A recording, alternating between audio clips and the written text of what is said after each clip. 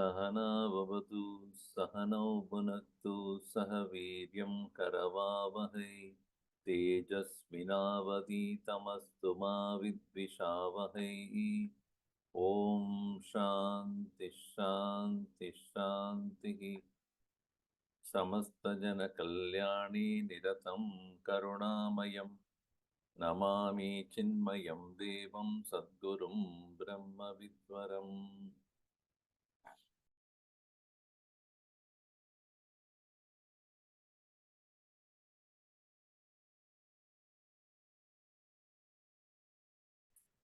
In the context of Bhagavad Gita, Arjuna is a warrior like any one of us. He is very busy with the world. His question was, how do I engage in action without causing the so-called killing, etc. in the war field? Obviously, Krishna said you cannot avoid in a war field punish. In fighting with people, there will be killing, etc. But that is not the case with all of us. We are not engaged in, everyday war. But like Arjun, we are also engaged in so many different activities in life.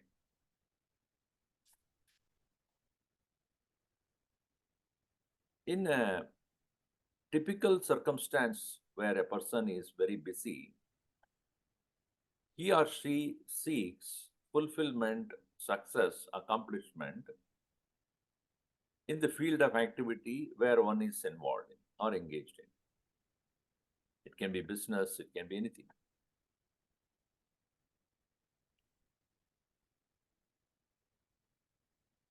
If we understand that, first of all actions are performed, but the results are not at all always decided by the individual who performs. You can do your best, but what comes out as a result is not predictable, decided by you. Therefore, do your best. That's what we all do. But does it give us complete joy? The unpredictability, uncertainty causes a lot of anguish, restlessness, stress. All of us go through that. Is there anybody there who's not stressed about work? Every one of us, we want best out of what is happening, whatever we do, but not necessarily what we predict or what we think or what we want happens. So therefore, how do I remain calm and quiet and peaceful even while engaging and after finishing the work also? The only way is to accept what comes out of that action, and that will release you to a larger extent. Whatever comes, I will take it, and then if I need to improve on it, I will do it. But I'm not going to be very stressed about the outcome of what my action is going to be. And for that requires a lot of maturity, right? Not to get disturbed by the outcome of your actions. Two things are possible. One, I'm not interested in whatever is happening. Or second is, I have a higher goal.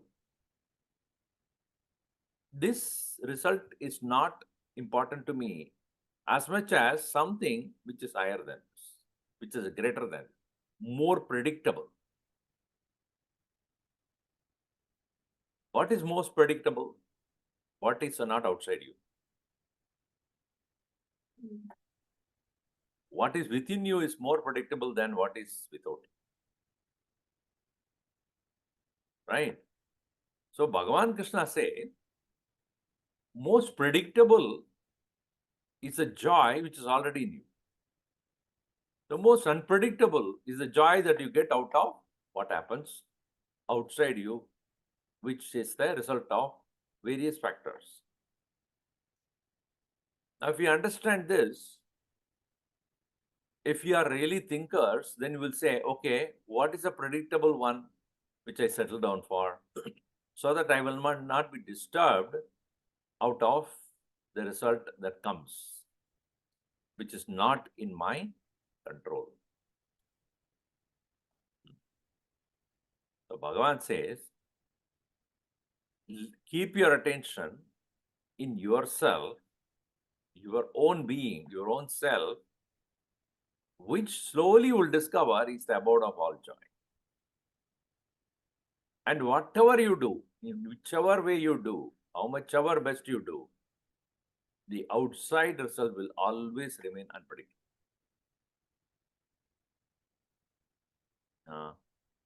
Even the behavior of a very near dear one, or whatever you have done so many times, say in your life, but still it will be unpredictable. Not because you are 20 times you do, and 21st time also it will give the same result. No, not necessary. So Bhagavan Krishna says, Yuktaha manyeta tattvavit. A man of knowledge, manyeta knows, tattvavit, what? Naiva kinchit karomi iti. I am not doing. Everything is happening based upon the interaction between my senses and the mind and the world. Me, from the standpoint of highest vision of who I am witnessing activities going on at the level of my body, mind, senses, etc. Pashyan, Shrunban, Sprishan, Jigran, Ashnan, Gachan, Swapan, Swasan, Pralaban, Visrajan, Jigran, Unmishan, Nimishan, Api. Indriyani, Indriyarteshu, Vartante, Iti Dharayan. This is how Bhagavan Krishna puts. Walking, talking, everything you do, but it is going on at the level of the senses and the mind. So who is the doer? You yourself is the doer, but without ownership. This is to be understood that. Not that you are not doing, you do, but not own it. Own the doership in you, on you. Because the moment you own the ownership, you have to face the result also in the same way. Clear? Yes, sir. So let us say I'm watching a game. If I take sides, either I will be happy at the end of the day when I win, when my team wins, or I'll be frustrated when my team doesn't win. Right? If I don't take sides, what will happen to me? I'll just enjoy the game without bothered about the result. Oh, very well, game was very well played. Who won? Who cares? I enjoyed the game, right? And let us say, I'm just giving an example. You are watching a movie, and the same person acts as both hero and villain, let us say. Now, whom do you actually congratulate?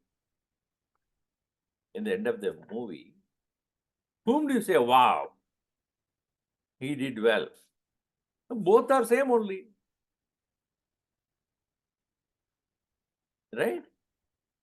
Actor is an actor, whether he acted as a villain or a hero, at the end of the day, you appreciate the actor, not a villain or the hero, because both are one only.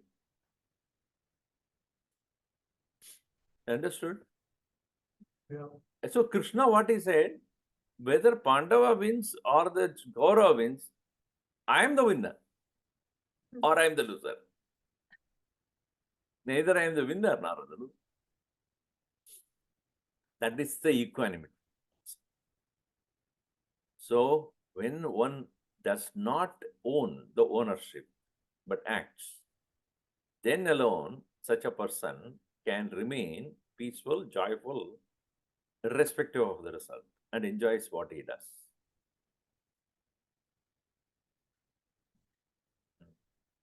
That is why Bhagavan Krishna says, yeah, renounce the ownership, but keep doing. So there, naiva kinchit karomi, I'm not doing anything, does not mean literally he doesn't do anything, but he does not own up the ownership of that action. Okay?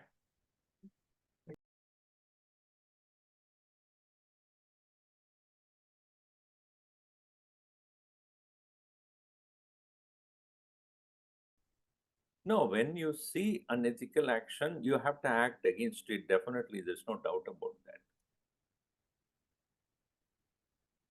Krishna is engaging and Arjuna to fight against the adharma. So, Samadarshanam here means it's not that you accept adharma, right? You definitely would not a passive observer of adharma. You are an active resistor of adharma. But as even you are doing, you understand that it is not you are doing, it is Bhagavan ke liye kar raha hu. It is not my wish. It is not my choice. It is not my desire. It is being done because that is the right thing to do. And the result of that may be according to what I want, or it may not be. Keeping that equilibrium in mind, equanimity in mind, let me do what can be done to overcome the present situation which is unethical. The equanimity is in the mind about the result. Otherwise, when Mahatmas or men of wisdom around and unethical things are happening, they think they close their eyes and walk away. No. They will definitely raise their voice against it. And if they have the authority to correct it, they will correct it.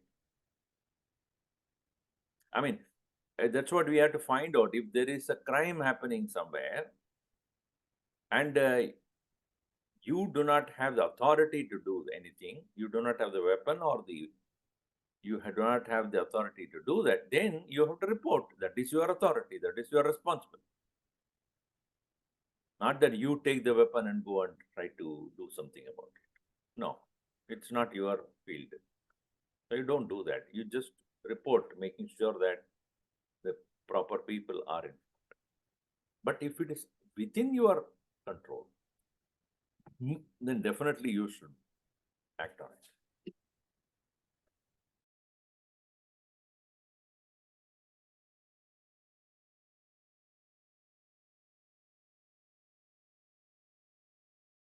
He doesn't take any decision.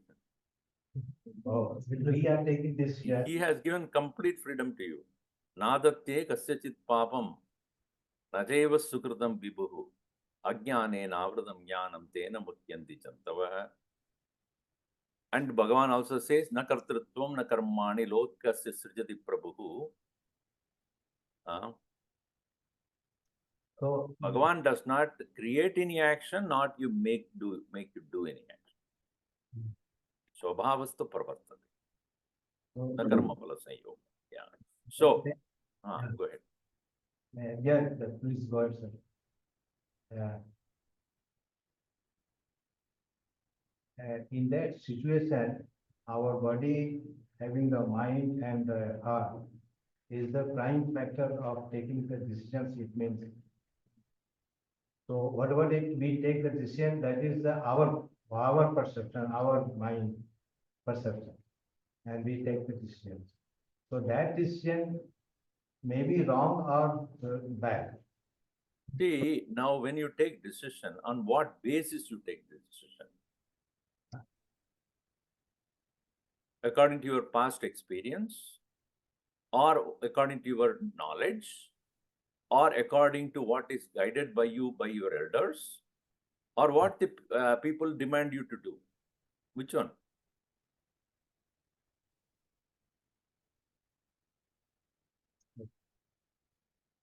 Thank you. No, but tell me. You're not telling me.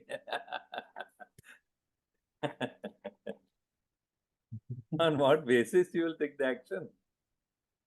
Actually, that basis is based on the perception of mind, what we want. Ah, okay. You take decision according to what you want, not Yeah. what you know. See, there are 3 rasagullas in front of you. What you want is 4. But what your doctor said is no. Yeah. So what do you do? Actually, And all the friends around, they say, you take it, doesn't matter. Which one you do? You take all the 3 plus 1 if you want, if you can. Or according to your knowledge, no, this is not for me. My health is not good for eating this. See, our decision, the very word, Vyavasaya, decision-making ability of the mind, is Viveka Buddhi, is to work on what is the correct understanding, knowledge.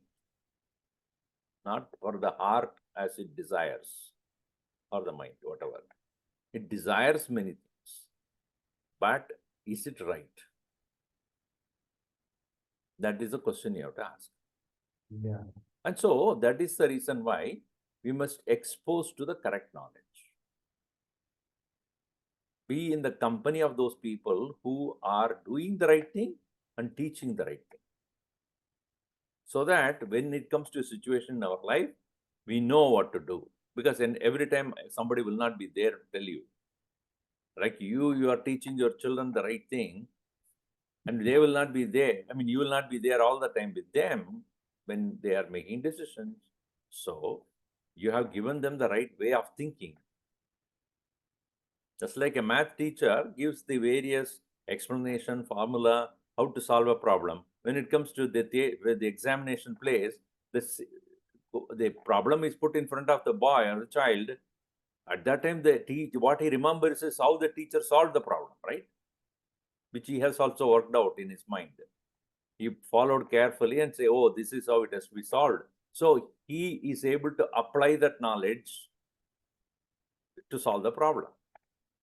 In the same way, by exposing ourselves to the correct knowledge and experimenting ourselves in our life, we will become capable of taking the right decision. It is not to be decided by desire, Yeah. not by the pressure of the society or people around, not by the habit. It means it is purely based on our knowledge. Whatever Knowledge experimented, proved correct. Then it is easy for you to apply. And that for that, satsanga, exposure to the correct knowledge is very important. Okay.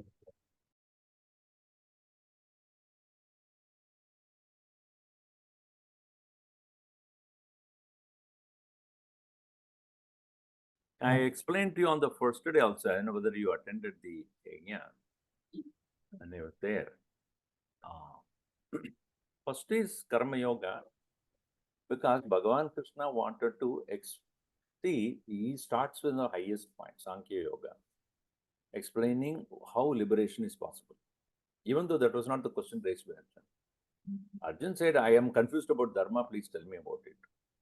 But Bhagavan did not start there. Bhagavan says that I'll tell you what to liberate you. Highest point. And then he says, you asked about Dharma. Okay. Dharma should be based upon your highest goal.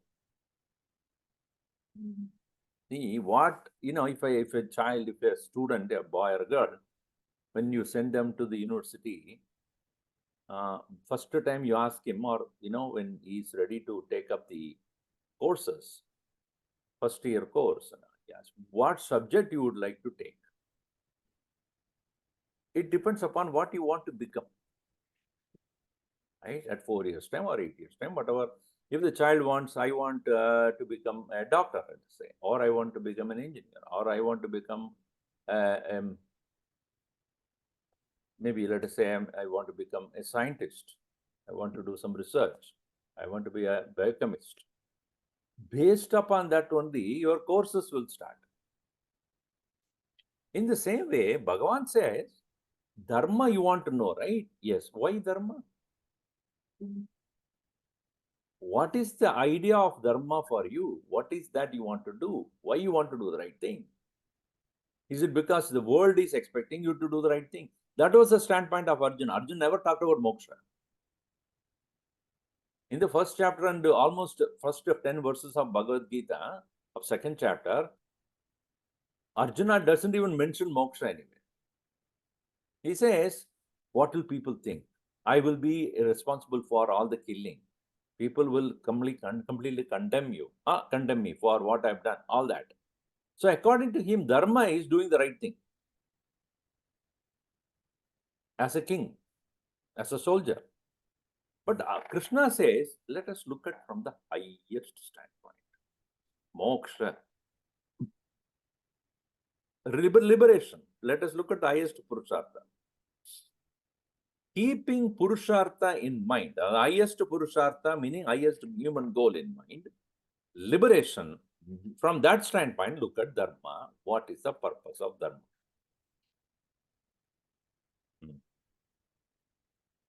The purpose of Dharma is Chitta Shuddhi, purity of mind. Not just doing the right thing. Understood? So otherwise, we can do the right thing and keep going with our impurities of mind. But that's not what Krishna wanted. You want to liberate from the endless cycle of birth and death and suffering? If that is your goal, then I will be able to teach you what dharma you should do. So having pointed out the highest goal of life in second chapter, in third chapter, beginning itself, Arjuna asks this question, if goal is liberation, which comes out of renunciation and knowledge, why are you putting me into action? He says it is important. Because your mind is not pure to renounce. Your mind is not quiet to let go. Our mind is filled with desires, all of us. Therefore, he teaches Karma Yoga. That is third chapter. How to purify the mind by not getting disturbed by the result of action. That is the first step. Karma Yoga. What does it mean? Karma Phala Anasakti Yoga. That is it. Karma फल है जो है उसमें आसक्त मत हो. That's the first one. Second, he brings karma sannyasa. Jnana karma sannyasa. That's what he brings in. This purpose of the purity of mind you want to achieve through karma yoga is for gaining knowledge. Otherwise, purify the mind without the correct knowledge. It does not move that to the next level. You are having your child and it started to walk and it has a guiding wheel, etc. It just started to walk. At some point of time, the child should give up or not? Yes? Yes. No, remain like this only. It's good. No, isn't it?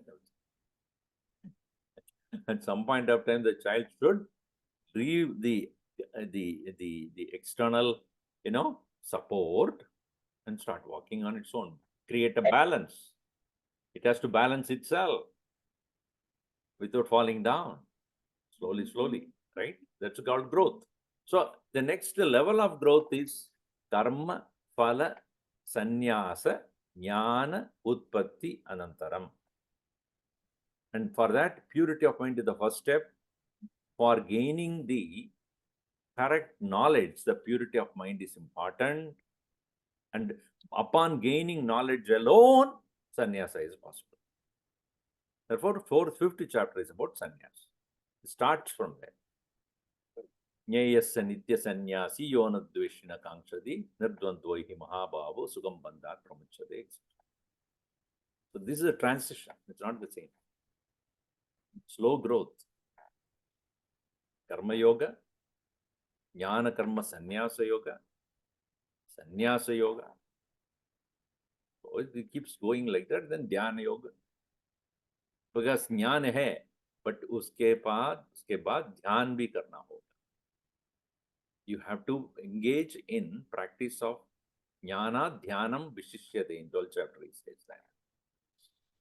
Then the jnanam, dhyanam, practicing it to make it your own is important.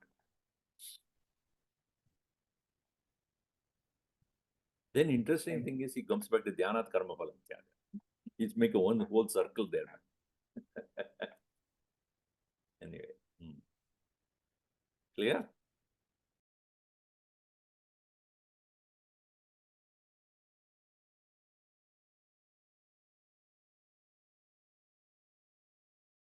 So they don't cancel, but they balance out. It means that for the sins that are committed in this life by an individual, one has to face the results of it. And at the same time, if one has done enough meritorious action, the result also will be experienced. If the number of merits are more than the sins that are there committed by the individual, accordingly, individual will obtain, according to our Shastra, the individual obtain higher planes of living in which he would experience the result of his punya karma or the merits. But as even one experiences the result of meritorious action, it will start depleting, right? It's like the money that you have in your card. Once the card credits, limit is over, you can't use it anymore. In the same way, once that limit is over, then Shine Punyam Atyalokam Vishanti. That's what Upanishad says. Gita also says that. You come back to the level of human. Why? Because in no other birth you can do actions. Actions are exclusively human doing.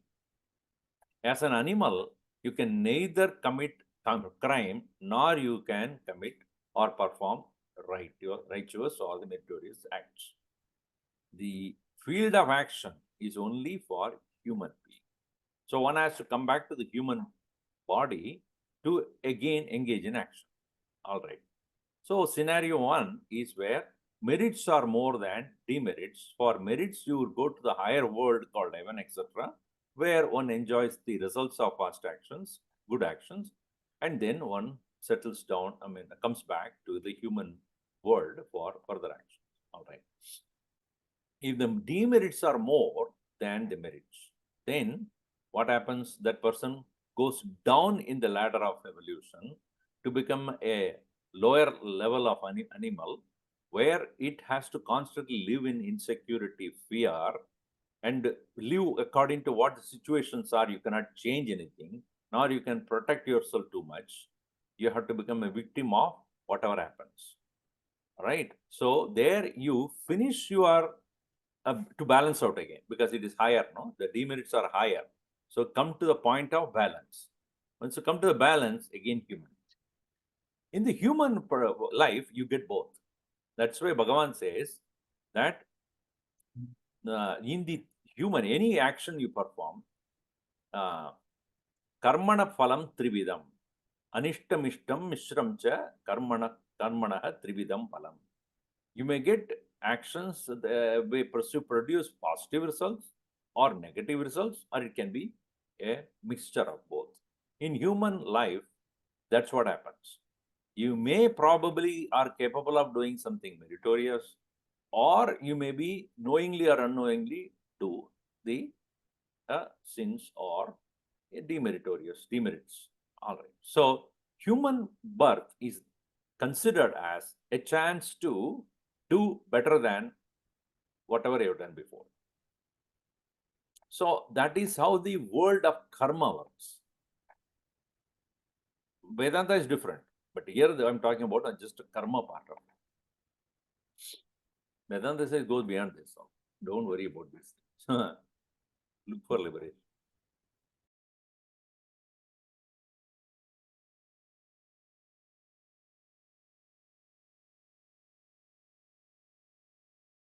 నళినీదళగత జలమతి తరళం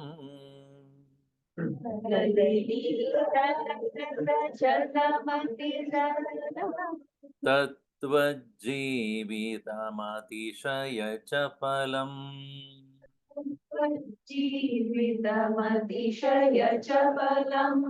విద్ధి వ్యాధ్యభిమానగ్రస్తం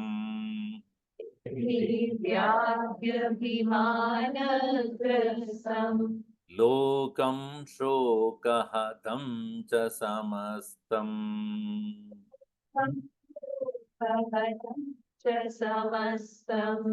భజ గోవిందం భజ గోవిందం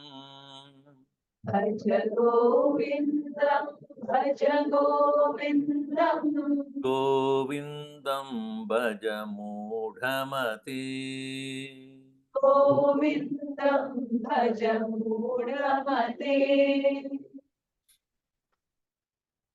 Here, Bhagavan Shankaracharya talks about Jiva, Jivanam. Jivanam means life. Tatvat Jivitam Adishaya Chapalam.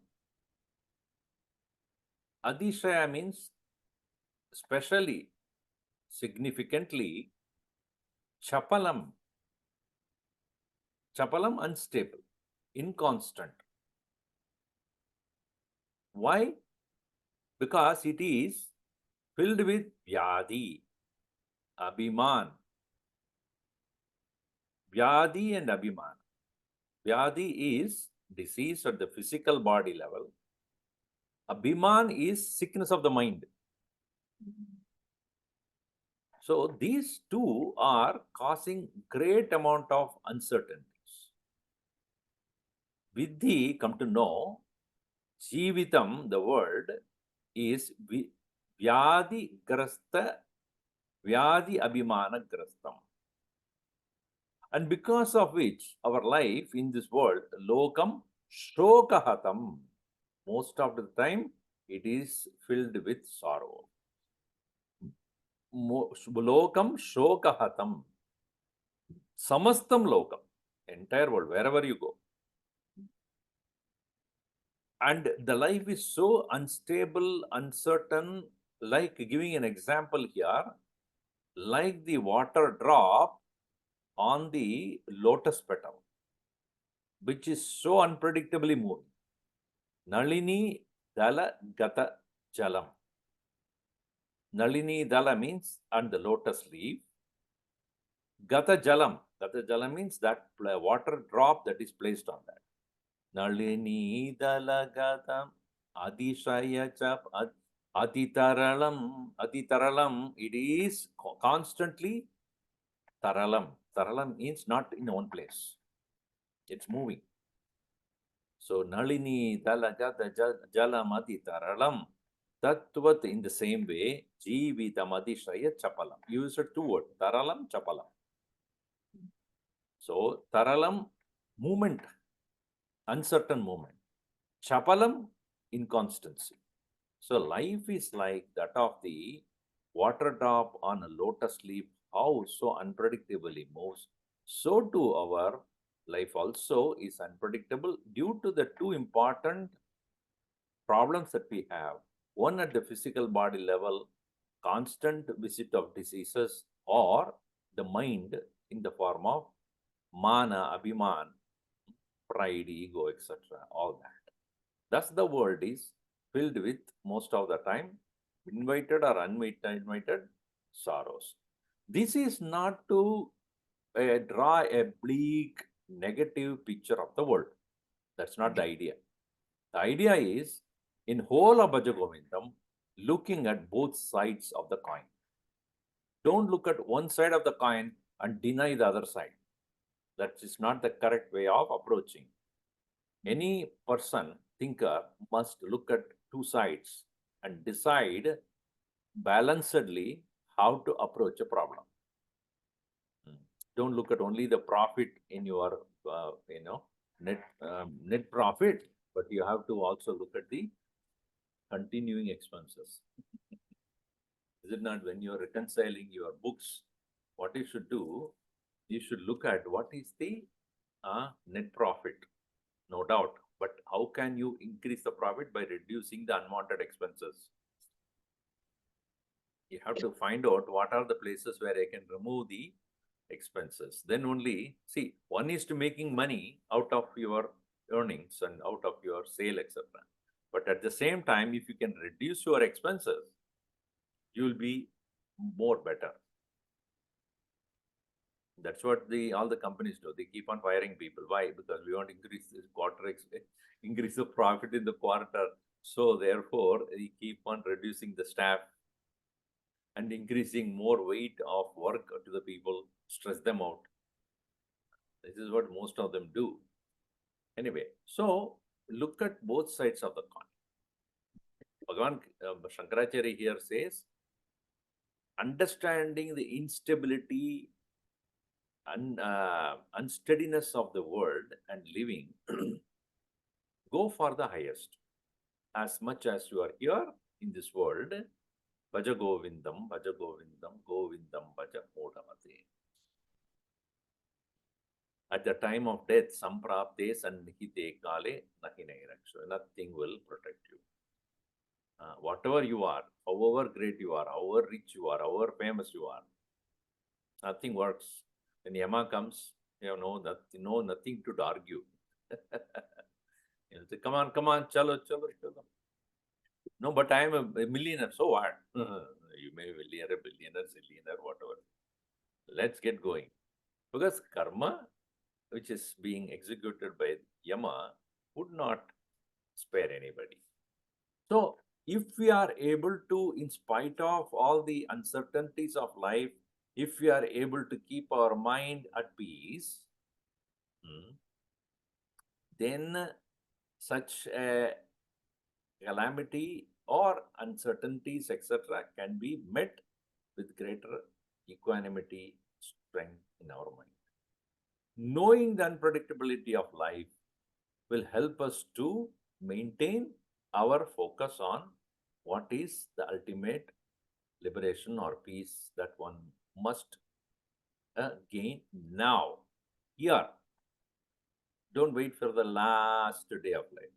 हाँ मालूम है हमको वो शांति मिलना चाहिए. अभी क्या है, मैं तो वेरी यंग only 70. अरे 20 में शुरू होना चाहिए, not 70. At that time you cannot do it. What can you do? By the time your mind is so habituated. He was teaching his students who are in the 20s. BhajaGovindam, oh Modamate, oh deluded fool, keep thinking about the highest. So, this, as I said, it is not create a black, gloomy picture of life. It is to make us look at life carefully. Don't be lopsided. Just look at the life, the world around you with a greater attention and create the inner balance. That's the main idea of all the verses in the BhajaGovindam. Now we'll have to go into the details of what each word means. First of all, Vyadi. The word Vyadi means that which happens at the physical body level. That's called Vyadi. Adhi, not Adi, Adhi means disease. Now, when it happens at the level of the body, it's called Vyadi. So, Vyadi basically is a body's ailments.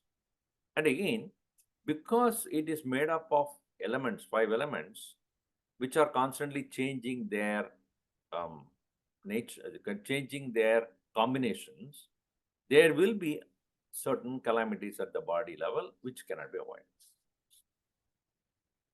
As you age, it becomes more and more. Unpredictable movements of the 5 elements are more when physical body is getting old. But you cannot again avoid that. It has to be there. That is the nature of things. So this world also, can you predict nowadays so much of unpredictable weather conditions? Again, the world is also made of 5 elements only.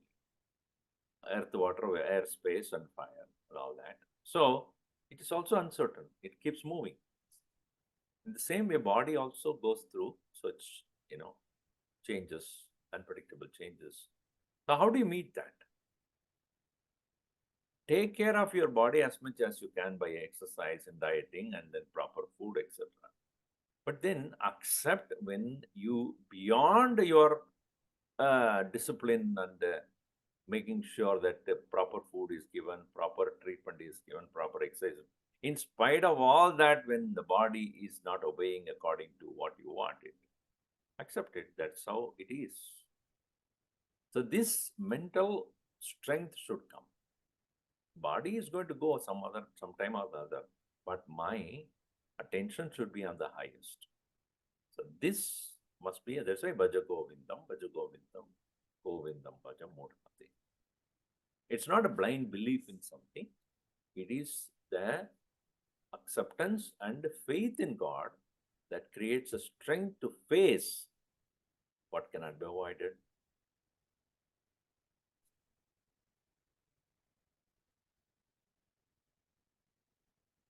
Shokahatam samastam lokam. Again, it is not a dark picture of life. Sorrows are there, hidden in everything. So that needs to be accepted again. Death will be there, failures will be there, shortcomings will be there, disappointment will be there. But one should not be deterring. One should not deter. One should not become afraid. One should not become negative. Should accept it. Yes, it is expected. So one should not lose hope.